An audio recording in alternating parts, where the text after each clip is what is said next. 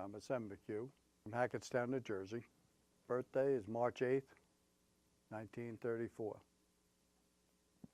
Tell me about your family, parents and your siblings. When Parents, you were growing up. Parents, my father was a Navy veteran from the end of World War I. Right? Normal Americans, went through the Depression, and he worked hard and we always ate. And you can't beat that action. My mother, just a typical young lady. I was teased a lot during the war because I'm half Irish and half Italian, and the Italian part got me in a lot of trouble during World War II, but it was fun. One brother. Just one brother? Yeah. You're the eldest? I'm the youngest. Youngest. Typical small town school. I went to Catholic school the 7th grade and then public school. And went to high school. Didn't What is like the it. name of high school? Franklin High School. Mm-hmm. Didn't like it. I was bored because when I read something, I knew it. I basically had, I guess now they call it a photographic memory. At the time, it was a very, very good memory. For the age bracket, I had a high IQ, and like I said, I would read it and be bored. If I read a book, I knew the answers and could tell you where I found them, and that's what kept me bored in school. I graduated public school in 1950. Oh, so that's the year of Korean War breakout. And Yeah. did you know anything about Korea? Did you learn anything about Korea from the school or you reading? No, I knew they were in a war or a conflict. Actually, I graduated in 49, I'm sorry, but 49. yeah, I started high school in 50 and quit. And then went back. I'm sorry, you graduated from high school. I graduated from grammar school. Grammar school? Went to high school as a freshman and was bored and quit When did you quit? when I was 16, So that's the 49? 50, 50. So you When- went to high school in 49 right? and you quit 50. And I went back again, lasted 3 days and quit again. I asked to enlist in the service, and Mom fought it for a couple months, and then finally my mother and father said okay. They signed, and I enlisted on my birthday when I was 17, So what year is that? 1951. 1951, On March 8th, March 8th. you enlisted. I went down Army. I went down and enlisted for 3 years, Army, right? Army. Yeah. I requested engineers because I wanted to run heavy equipment. Mm. And because I was RA, they said yes. What do you mean RA? Well, they had designations. US was a draftee, ER was a enlisted reserve, and RA was regular Army, Huh. was an enlistment. And they gave you your choice of sections. They didn't always keep it. Some areas of the country lied like the heck, and guys wound up infantry when they thought they were going to do something easy. And I was extremely lucky. I had a skill they needed right at that time. They were expanding the aviation engineers. So where did you go for basic military? I was only in Camp Pickett, Virginia, 4 weeks for basic, and they transferred me up to Fort Leonard Wood, Missouri. I'm sorry, the camp name, could you spell it? Camp Pickett, P-I-C-K-E-T-T, named after P-I-C-K-E-T-T. E-T-T. He was named after the Civil War general. And only 4 weeks? Yes. Why is that? I mean, normally people got 8 Normally weeks. it was supposed to be 8 weeks or 10 weeks. I went up to St. Louis, Fort Leonard Wood, Missouri, and they were forming the aviation engineers and expanding it. Okay. Aviation engineers at the time were going to do airfield construction. When they formed the Air Force from the Army, they didn't bring engineers. They hired contractors. Mhm. When the Korean War broke out, they had nobody to work on the airstrips, so they brought back the World War II aviation engineers and expanded it, and I was lucky enough to be moved into that unit. Ah, so even though you joined enlisted army, but you work for the Air Force. I wound up in the aviation engineers, and then it was transferred so that we were attached to the Air Force. It was Yeah. called SCARWAF, S-C-A-R, FC? S-C-A-R-W-A-F, SCAR WAF. We were Army engineers living on an Air Force base, and that was it. We were extremely rare. There were some units around the country, and there were some in 3 places in Korea. There were some in Germany. So because you had you worked working with the bulldozer, and so that you volunteer for engineering, and so you actually building up airstrips and all those. Airfields, roads, sewer lines, extensions on airstrips, Very pipelines. Some drainage pipelines on airstrips were 12 feet high inside the pipe. We used to ride in the trucks inside fixing the pipe. Mm-hmm. I was sent there in May of '51. May. And tell me about you. During that time, there was a Korean War broke out. Why were you not sent to Korea? Some SCAR-WAF engineers were sent to Korea, Mm-hmm. but they couldn't send them all. They had to keep training more to Uh-huh. replace them. I wound up going to the engineer school at Fort Belvoir, Virginia, and I learned to run every piece of heavy equipment that the Army had. What kind? Tell me the details. Bulldozers, road graders, turner pulls, pans, cranes, backhoe, shovel, just you name it, we could run it. Rollers.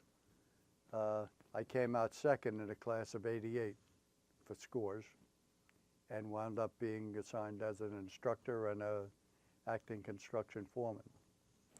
Our rank structure in the United States was actually not legally, but it was actually limited to corporal, even though the positions call for, sergeants and master sergeants. As people came back from Korea, they would assign them into our unit with the rank.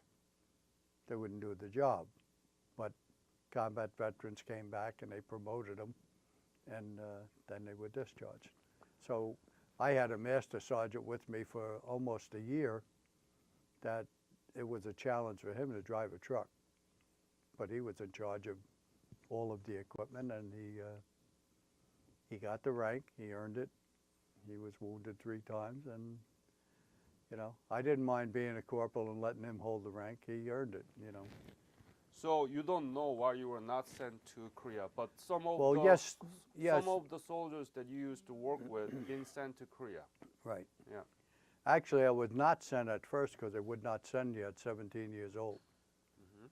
So the first year, I wasn't going to go anyway. But there are many soldiers who were 17 and sent to Korea. A lot of them lied, honestly. Right. They said they were older. They were, I think, a 13 and a 14-year-old guy Right. that I heard about. But, legally, you normally were not sent unless it was, I don't know, maybe if I was bigger. When I enlisted, I was 118 pounds and 5'3" and a half. I probably looked like I was 12 years old. And actually, it's lucky that I didn't go. Physically, I probably never would have survived. That's the way I look at it. I mean, the way the guys talked about carrying packs and doing the job, mentally and toughness, I would have survived. I was a fighter, but, I'm just lucky. I'm Yeah. lucky I'm here, and I served, but I didn't go to combat, and I looked to the combat veteran as my peer. How much were you paid during your service here? Because I want to compare the. I believe when I enlisted, I was getting $59 a month. Yeah. We eventually got 67 and then 97, and when I was a corporal, I was getting a whole $137 a month. It's the actual money, not the script, right? No. It was No, a in the script? United States, it was money. Money, right? Yeah. Yeah. And one occasion, the town where the base was in Mineral Wells, Texas, Walters Air Force Base, were complaining that the GIs are bad for the town. When were you discharged from the Army? I was discharged on April 12th, 1954.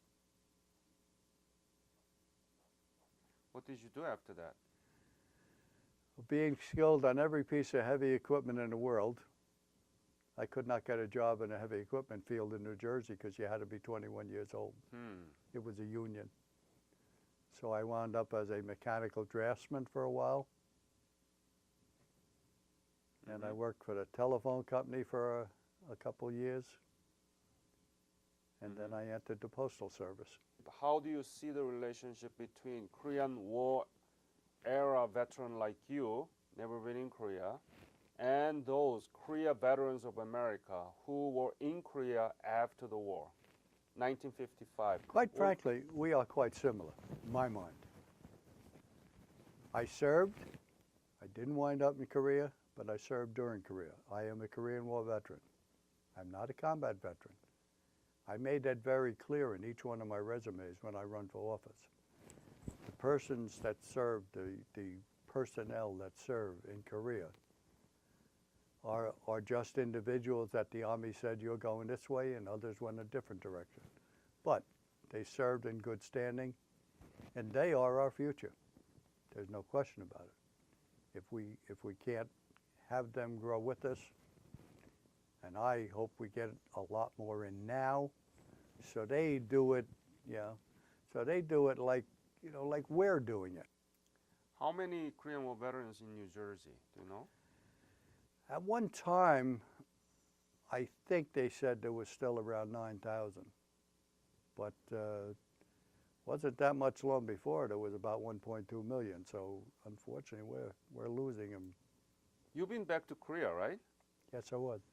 I didn't go as a revisit. Right. I requested it as a national director, and I was invited by the President of Korea.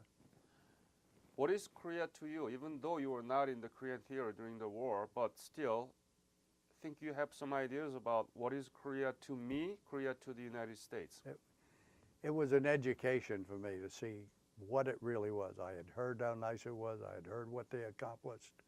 I knew some of the things. I mean, as an engineer, I know their shipbuilding and the metal work that they do and armament surpasses the majority of the world. And I really like that. That's the kind of stuff I watch.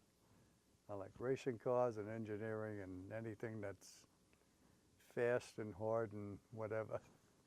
But to see it and then to actually be in the country and pass someone on a sidewalk and have them actually respect the fact that I was there, it was shocking. I mean, I know from meeting people in Washington, I know from meeting people in the United States, the Korean people are probably the most thankful people in the world. With all the people we've helped, they're the only ones that pay attention to the United States and the United States veterans. Half the other ones just say, send more money, and then they'll, ignore us some more. But I went there and I had a camera and I had an extra chip for pictures. It was too big, it wouldn't fit in it, held too many pictures.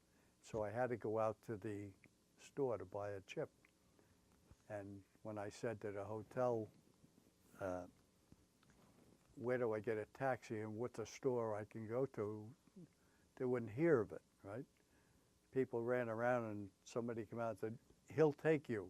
And this gentleman wasn't part of the hotel. It was just a Korean gentleman that had a car there. I walked into the store and I said to the first floor, I want to buy a chip on a camera. And it was amazed, first of all, that the store is like a high-rise apartment. It's one store, but it was about 8 stories high. And they took me upstairs, and this young lady that was walking with me stayed with me to complete time. When I said to him I wanted a chip, he said, we don't have that. So I said, then I'll buy a camera. And he showed me a camera and said, this is good. I said, well, I don't want good, I want best. So he brought me another camera and said, well, this one costs less. I said, I don't want price, I want best.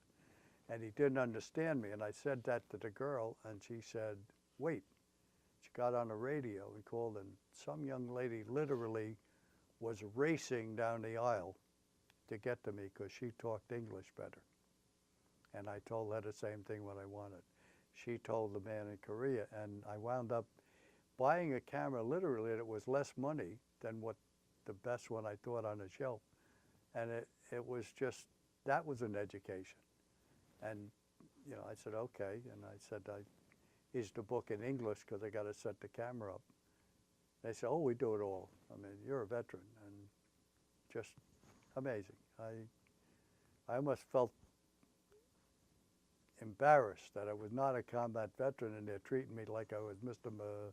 You know, Super General, but it was just a trip that I will never forget.